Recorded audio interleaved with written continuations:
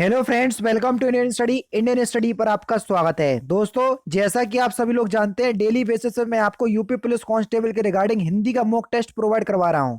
तो मैं हिंदी का मॉक टेस्ट लेकर के आया हूं, जो कि पूरे 37 क्वेश्चंस का मॉक टेस्ट होगा। वीडियो को एंड तक जरूर देखिएगा, क्योंकि लास्ट में मैं आपसे क्वेश्चन भी पूछूंगा और उसका आंसर आपको कमेंट बॉक्स में बताना होगा। साथ ही साथ इस वीडियो की पीडीएफ डिस्क्रिप्शन में टेलीग्राम चैनल का लिंक दिया हुआ है, वहां से आप प्राप्त भी कर सकते हैं।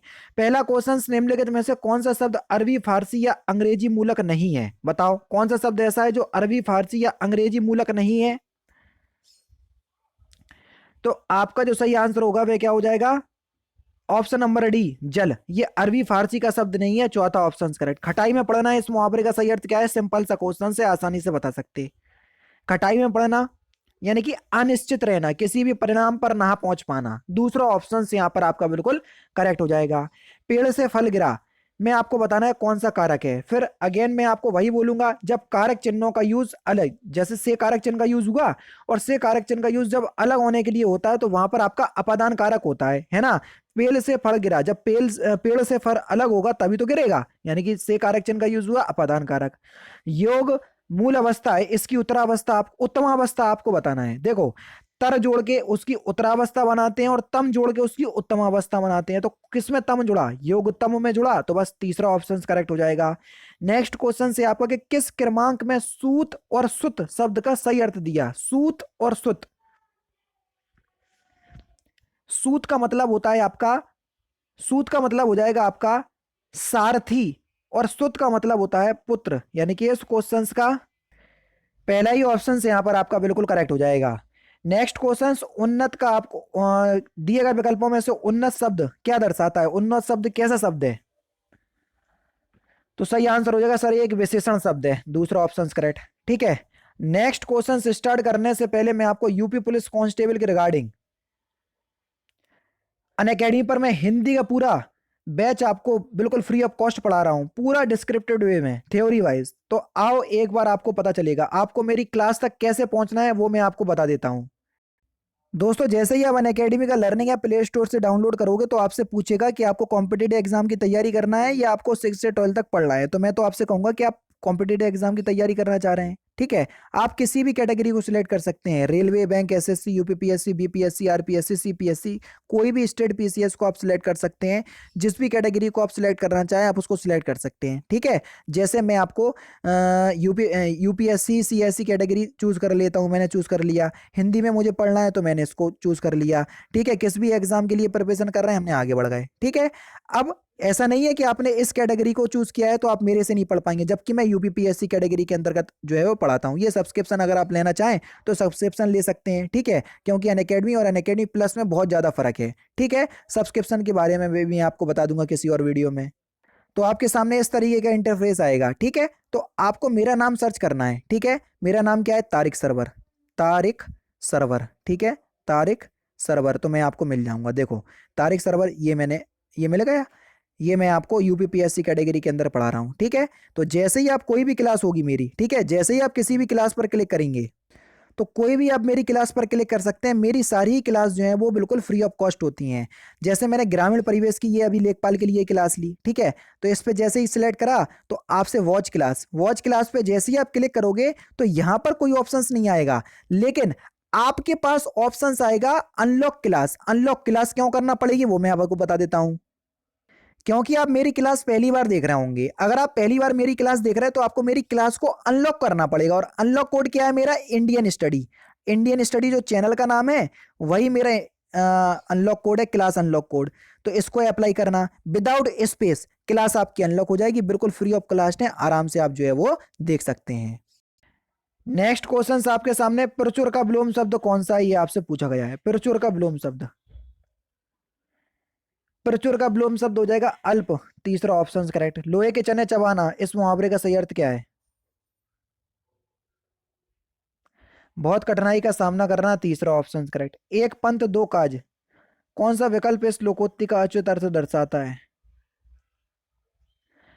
एक समय में दो कार्यों की सिद्धि, तीसरा ऑप्शन यहाँ पर आपका बिल्कुल करेक्ट हो जाएगा। अश्व का कौन सा पर्यायवाची नहीं है?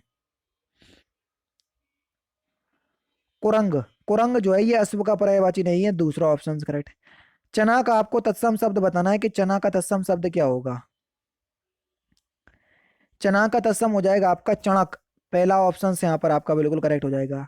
गृध का आपको तद्भव बताना है, गृध का तद्भव क्या होगा। गृध का तद्भव क्या हो जाएगा, गीध। चौथा ऑप्शन करेक्ट। पीछे पीछे चलने वाला वाक्यांशों के लिए एक शब्द क्या होगा, पीछे पीछे चलने वाले को हम क्या बोलेंगे। तो पीछे पीछे चलने वालों के लिए वाक्यांशों के लिए एक शब्द क्या होगा। तो सही आंसर हो जाएगा सर अनुगामी। दूसरा ऑप्शन करेक्ट, क्या होगा, अनुगामी। निम्नलिखित वाक्यों में से शुद्ध वाक्य कौन सा है, ये आपको बताना है। उसकी शंका का समाधान हो गया है, पहला ही और तीसरा ऑप्शन जो है बिल्कुल शुद्ध है, तीसरा ऑप्शन बिल्कुल करेक्ट हो जाएगा। दिए गए विकल्पों में से आपको विदुर का स्त्रीलिंग शब्द बताना है कि विदुर का स्त्रीलिंग शब्द क्या होगा। विदुर का स्त्रीलिंग शब्द हो जाएगा विधवा, क्या होगा, विधवा। तीसरा ऑप्शन बिल्कुल करेक्ट। अति मलिन वृषभानु कुमारी अधि अधमुख रहित उदर नहीं चितवत, ज्यों गत हारे थकित जुआरी छूटे चिकुर वदन कुम्हलानो, ज्यों लनिनी हिसकर की मारी में कौन सा रस है। तो सही आंसर हो जाएगा सर यहाँ प्रवलंबन श्रृंगार रस है, तीसरा ऑप्शन करेक्ट। अब ये क्या होता है, आप एक बार मेरे पास अनअकैडमी पर आओगे तो सारी चीज मैं आपको समझाऊंगा। सममात्रिक छंद कौन सा है उसका उदाहरण आपको बताना है। चौपाई एक सममात्रिक छंद का उदाहरण है, तीसरा ऑप्शन यहाँ पर आपका बिल्कुल करेक्ट। अप उपसर्ग दिए गए विकल्पों में से किसके साथ प्रयुक्त हो सकता है। तो सही आंसर आपका क्या हो जाएगा सर, किसके साथ प्रयुक्त हो सकता है, मान के साथ, अपमान। ठीक है, तीसरा ऑप्शन करेक्ट हो जाएगा। ठीक है, मान शब्द में अप उपसर्ग लगाओगे तो अपमान शब्द बन जाएगा। दिग्गु समास का उदाहरण आपको बताना है। पहला पद संख्यावाचक दिग्गु समास कौन सा है, देखो, नवग्रह नौग्रह, बस तीसरा ऑप्शन करेक्ट। कुर्सी पर मास्टर जी बैठे हैं, कुर्सी शब्द किस प्रकार का है, कुर्सी पर। ठीक है, कुर्सी पर जब कारक चिन्ह में या पर आए तो वहां पर अधिकरण कारक होता है। ठीक है, चौथा ऑप्शन करेक्ट हो जाएगा। नेक्स्ट क्वेश्चन, नीचे लिखे मुख शब्द के चार अर्थ दिए हैं, उपयुक्त अर्थ का चयन कीजिए। रंग भवन, इसका अर्थ क्या है।